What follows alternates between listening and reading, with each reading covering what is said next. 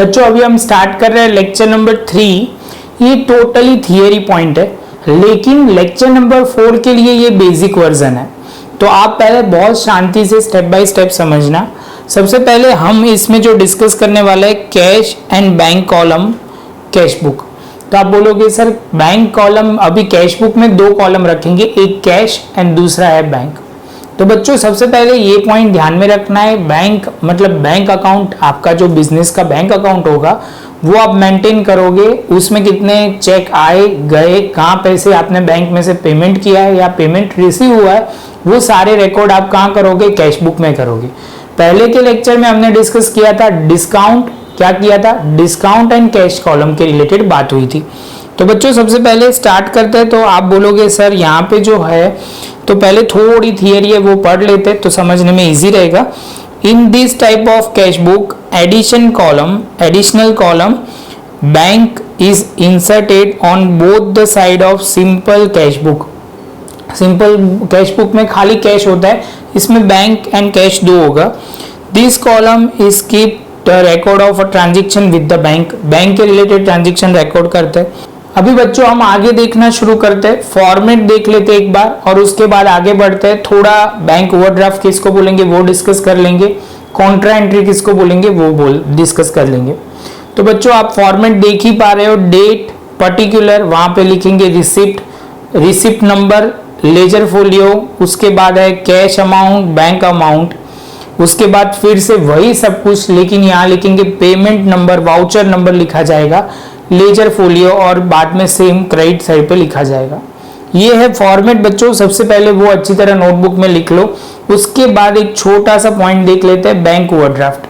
कई बार क्या होता है बच्चों, हमारे बैंक में बैलेंस कम होने के बावजूद, तो बच्चों यहाँ पे जो ध्यान में रखना है, बैंक ओवरड्राफ्ट आपके बैलेंस होने के, कम होने के बावजूद भी आप बोलोगे सर बैलेंस नहीं है, तो भी बैंक आपको बैंक में से पैसे लेने दे रहा है अपने अकाउंट में से।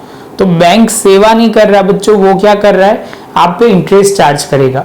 आपने जितनी अमाउंट आपके बैलेंस है, सपोज 10,000, लेकिन आपने विड्रॉ किया, बैंक में से पैसे निकाले 12,000, तो आप बोलोगे सर 2,000 पे आपको इंटरेस्ट पे करना पड़ेगा जब भी आप वापिस दोगे तब।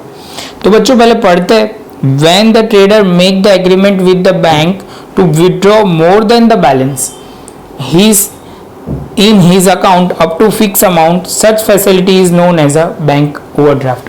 बैंक ओवरड्राफ्ट में बच्चों पहले से अमाउंट क्या होती है, फिक्स रहती है। आप में जो भी होती है कि लिमिट होती है कि आप 25,000 से ज़्यादा नहीं निकाल सकते, 50,000 के ज़्यादा, 1 लाख से ज़्यादा। जो वो एग्रीमेंट किया होता है वो आपके अकाउंट्स पे और आपके बैंक के ट्रांजेक्शन पे डिपेंड करता है कि आपने क्या क्या उसके अंदर ट्रांजेक्शन है, आपका कैसा बैंक के साथ मतलब रूटीन ट्रांजेक्शन है, उसके हिसाब से आपको वो बैलेंस मिलेगा। अभी बच्चों बहुत इंपॉर्टेंट है ये जो पॉइंट बोल रहे हैं, bank overdraft has always credit balance. जब भी सम में बैंक ओवरड्राफ्ट होगा तो आप बोलोगे सर इसको क्रेडिट साइड पे बैलेंस बीडी लिखा जाता है।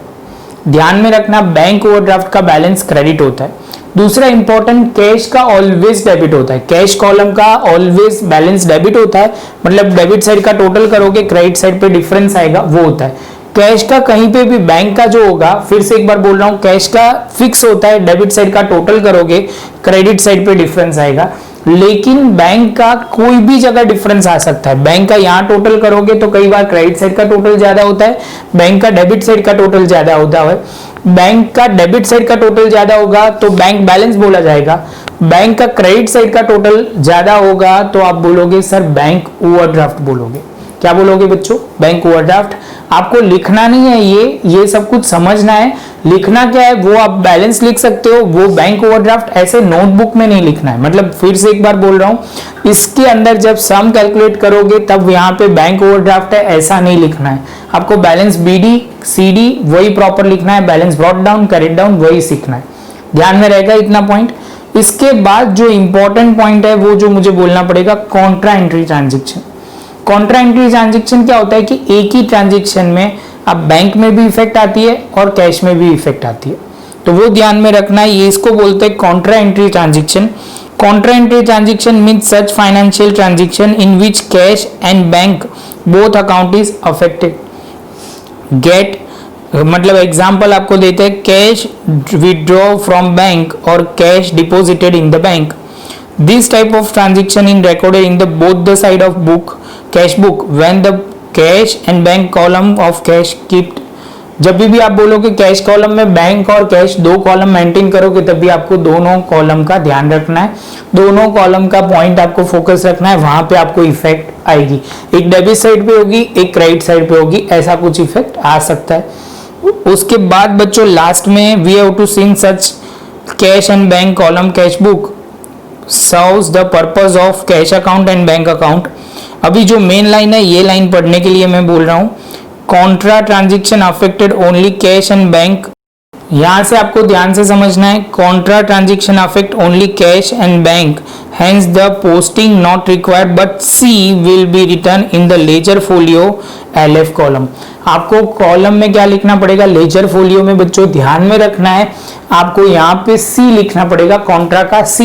ये प्रैक्टिकल मैं आपको करके दिखाऊंगा जब सम करेंगे तब, लेकिन आपने इतना लिखा होगा तो आपको बहुत ही फायदा होगा. शांति से पॉज करके अच्छी तरह लिख लो बच्चों. उसके बाद हम 4th लेक्चर में नया पॉइंट शुरू करेंगे जो डिटेल में हम डिस्कस करेंगे.